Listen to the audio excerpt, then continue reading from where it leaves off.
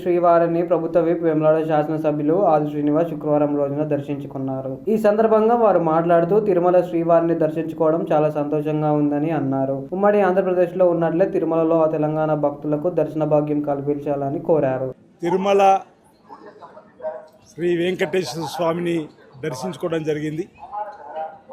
లోక కళ్యాణం జరగాలని, కలియుగ దైవంగా ప్రతినిత్యం వేలాది మంది భక్తులకు దర్శన భాగ్యం కల్పిస్తూ వారు కోరిన కోరికలను తీర్చేటువంటి దేవుడిగా మరి తిరుమల శ్రీ వెంకటేశ్వర స్వామి సన్నిధిలోకి వచ్చి ఓ ఆధ్యాత్మిక భావంతో కోరిన కోరికలు నెరవేరే తండ్రి అని చెప్పని, కొత్తగా కొన్ని కోరికలు కోరుకుంటున్న కోరికలు తీర్చుతారని చెప్పని కోరేటువంటి కార్యక్రమాలు ప్రతినిత్యం భక్తుల సంఖ్య పెరుగుతున్న క్రమంలో ఈరోజు ఆ స్వామివారిని దర్శించుకోవడం జరిగింది.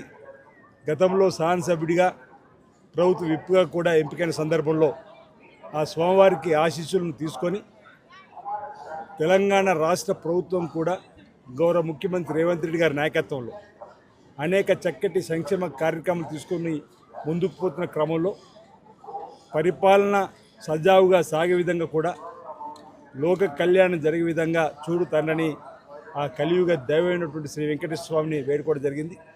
తెలంగాణలో ప్రభుత్వం ఏర్పడగానే అంతకంటే ముందు ఇచ్చిన హామీల్ని ఒకటొకటి అమలు చేస్తూ ముందుకు పోతా ఉంది తెలంగాణ రాష్ట్ర ప్రభుత్వం గౌరవ ముఖ్యమంత్రి రేవంత్ రెడ్డి గారి నాయకత్వంలో. రైతులకు రుణమాఫీని 25,50,000 మంది కుటుంబాలకు ఇంచుమించు 21,000 కోట్లు ఇవ్వడం, గృహజ్యోతి 200 యూనిట్లు కరెంటు, గతంలో రైతులకు ఉచిత కరెంటు ఇచ్చింది ఆనాడు కాంగ్రెస్ ప్రభుత్వం. ఈరోజు కూడా మళ్ళీ రేవంత్ రెడ్డి నాయకత్వంలో పేదల ఇళ్లకు 200 యూనిట్లు కరెంటు కాల్చుకోవడానికి ఉచితంగా ఇస్తూ ఉన్నాం. అదేవిధంగా అక్కడ ఆడతల్లు ఆర్టీసీ బస్సులో ప్రయాణం ఉచితం చేసినాం. ఇప్పటి వరకు 1,150,00,00,000 ప్రయాణాలు జరిగినాయి.